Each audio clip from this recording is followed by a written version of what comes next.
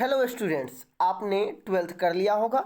आपका ट्वेल्थ का रिजल्ट आ गया होगा। ऐसे में अब आप सोच रहे होंगे कि मैं बीए, बीएससी और बीकॉम में एडमिशन लूँ, अर्थात आप स्नातक में नामांकन के लिए इंतजार कर रहे होंगे। लेकिन आपको बताते चले कि स्नातक में नामांकन के लिए आपको अभी इंतजार करना होगा। ऐसा क्यों बोल रहे हैं? क्योंकि आपको पता होगा बिहार विद्यालय परीक्षा समिति के अलावा अभी तक देश के कोई भी ऐसे बोर्ड नहीं है जो अपना टेंथ का रिजल्ट एवं ट्वेल्थ का रिजल्ट जारी किया है। ऐसे में जब ट्वेल्थ का रिजल्ट अन्य बोर्ड द्वारा जारी नहीं किया गया है तो फिर आपके जो स्नातक में दाखिले होंगे उसमें अभी और इंतजार आपको करना होगा, क्योंकि ट्वेल्थ के रिजल्ट जारी होने के बाद अब सभी स्टूडेंट जो है ग्रेजुएशन में नामांकन के लिए इंतजार कर रहे हैं, चाहे वो कोई भी पाठ्यक्रम से हो, चाहे वो बीए हो या बीएससी हो या बीकॉम। सभी में नामांकन के लिए अभी आप लोगों को इंतजार करना होगा। चलिए इसके संबंध में क्या कुछ जानकारी आज पेपर के माध्यम से आ रही है। सबसे पहले आप देख सकते हैं बिहार विद्यालय परीक्षा समिति ने देश में सबसे पहले इंटर का रिजल्ट घोषित कर दिया है। आपको पता होनी चाहिए सीबीएसई ने भी अभी तक ट्वेल्थ का रिजल्ट घोषित नहीं किया है। चाहे कोई भी स्टेट बोर्ड हो, अभी तक किसी ने ट्वेल्थ का रिजल्ट घोषित नहीं किया। बिहार बोर्ड एक ऐसा बोर्ड है जिन्होंने सबसे पहले ट्वेल्थ का रिजल्ट घोषित किया है। अभी देश के बहुत सारे बोर्ड ने परीक्षा तक नहीं ली है।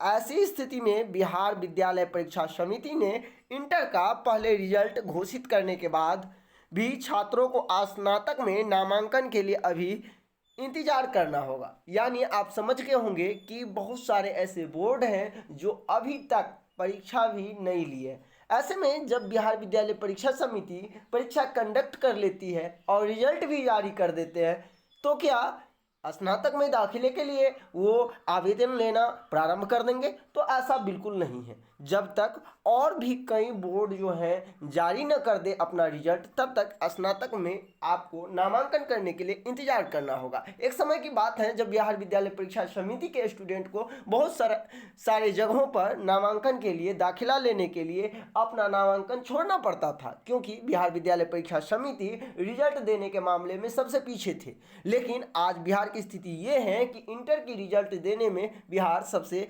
आगे है। चलिए हम बात करते हैं सीबीएसई व आईसीआईसी की। तो इन दोनों की ओर से परीक्षा का शेड्यूल तो निकाला गया है, लेकिन अभी तक परीक्षा भी नहीं ली गई है। परीक्षा मई में होनी है।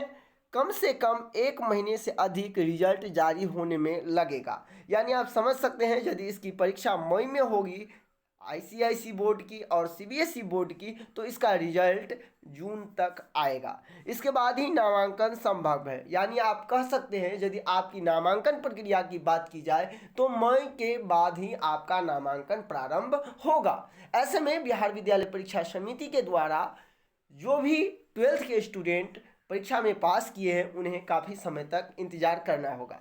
चूँकि अभी अप्रैल का माह है, ऐसे में अप्रैल मई 2 माह इसे इंतजार करना पड़ सकता है।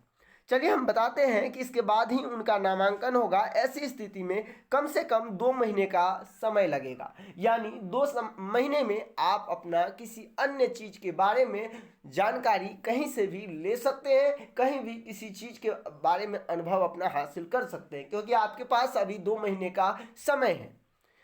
वही इधर बिहार बोर्ड के छात्रों को स्नातक में नामांकन लेने का पूरा मौका मिल गया है। यानी उनका रिजल्ट आ चुका है। ऐसे में वो अब कहीं भी यदि स्नातक में चाहे कोई भी यूनिवर्सिटी नामांकन के लिए यदि वो आवेदन लेना प्रारंभ करते हैं तो वो आवेदन दे सकते हैं। वैसे छात्र जो दिल्ली यूनिवर्सिटी और बीएचयू सहित देश के दूसरे संस्थानों में नामांकन लेने से चूक जाते थे। मैंने आपको पहले ही कहा कि बिहार विद्यालय परीक्षा समिति के स्टूडेंट अक्सर अच्छे अच्छे यूनिवर्सिटी में नामांकन लेने से चूक जाते थे, क्योंकि उनका जो रिजल्ट है वो लेट से आता था। लेकिन अब इन्हें मौका मिल जाएगा। यानी जो बिहार विद्यालय परीक्षा समिति के स्टूडेंट होंगे उन्हें अब अच्छे अच्छे यूनिवर्सिटी में भी नामांकन लेने का मौका मिल जाएगा। बिहार के छात्र अपने मनचाहे कॉलेज में नामांकन अब ले पाएंगे। लेकिन बात यह है कि अभी तक कोई भी यूनिवर्सिटी जो है वो स्नातक में नामांकन के लिए अपना पोर्टल नहीं लॉन्च किया है। बिहार की यूनिवर्सिटी में स्नातक में नामांकन की शुरुआत अभी तक तो नहीं है। अभी कई यूनिवर्सिटी में नामांकन पार्ट 3 की परीक्षा होनी ही है। यदि हम बात करें बहुत सारे ऐसे यूनिवर्सिटी तो जहां पार्ट थर्ड का परीक्षा हो करके खत्म ना हो जाए तब तक वो पार्ट वन में एडमिशन का प्रोस्पेक्टस यानी सूचना कैसे जारी करेंगे। उम्मीद है पटना यूनिवर्सिटी अपने सत्र को नियमित करने के लिए अप्रैल में स्नातक पार्ट थ्री की परीक्षा भी ले सकता है और जल्द ही उसका शेड्यूल जारी कर सकता है। यानी सीधी तौर पर आप कह सकते हैं यदि परीक्षा भी लेते हैं पटना यूनिवर्सिटी तो ये अप्रैल के लास्ट तक या मई के प्रारंभ तक जो है एडमिशन के लिए ये अपना शेड्यूल जारी कर सकते हैं। आपको बता दें कि इसकी जानकारी अभी कुछ नहीं है। दूसरी यूनिवर्सिटी का सत्र अभी काफ़ी पीछे है, इसका अभी पूर्व के सत्र का ही रिजल्ट क्लियर नहीं हुआ। यानी सीधी तौर पर आप यदि समझे तो स्नातक में नामांकन के लिए अभी आपको और भी समय तक इंतजार करना होगा। यदि देखा जाए तो मुश्किल से आपको कम से कम अभी 2 माह का इंतजार करना होगा। ऐसे में अब सवाल ये उठता है कि क्या स्टूडेंट 2 महीने तक क्या करे, चूंकि इन लोगों का रिजल्ट जो है वो सबसे पहले आ चुका है। ऐसे में बार बार स्टूडेंट यही सोच रहे हैं कि अब हम अपना नामांकन कहाँ ले, कैसे ले, क्योंकि कोई भी यूनिवर्सिटी जो है अभी तक नामांकन की तिथि घोषित नहीं की है। तो मैं सभी स्टूडेंट से कहना चाहूँगा कि आप अपने नामांकन को लेकर परेशान न हो। जैसे ही कोई भी यूनिवर्सिटी जैसे ही अपना विज्ञापन जारी करते हैं अर्थात उसका अधिसूचना जारी होता है तो आप मनचाहे यूनिवर्सिटी में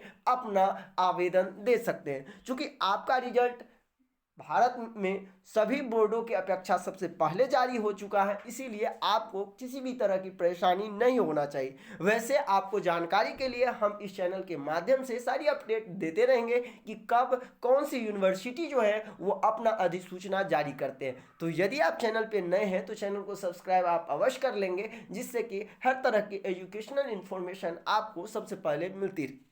तो आपने देख लिया होगा कि स्नातक में नामांकन करने वाले स्टूडेंट्स को अभी इंतजार करना होगा और यही जानकारी आपको देना था कि आप विभिन्न सारे पोर्टल पर विभिन्न सारे यूट्यूब चैनल पर जाकर ये नहीं देखें कि कब आपका एडमिशन होगा। बहुत सारे लोग ऐसे भी बताते हैं होंगे जो बहुत जल्द होगा, लेकिन मुश्किल से आपको यदि देखना चाहिए तो 1 माह के बाद बहुत सारे ऐसे यूनिवर्सिटी होंगे जो अपना अधिसूचना धीरे धीरे जारी करना स्टार्ट कर दें।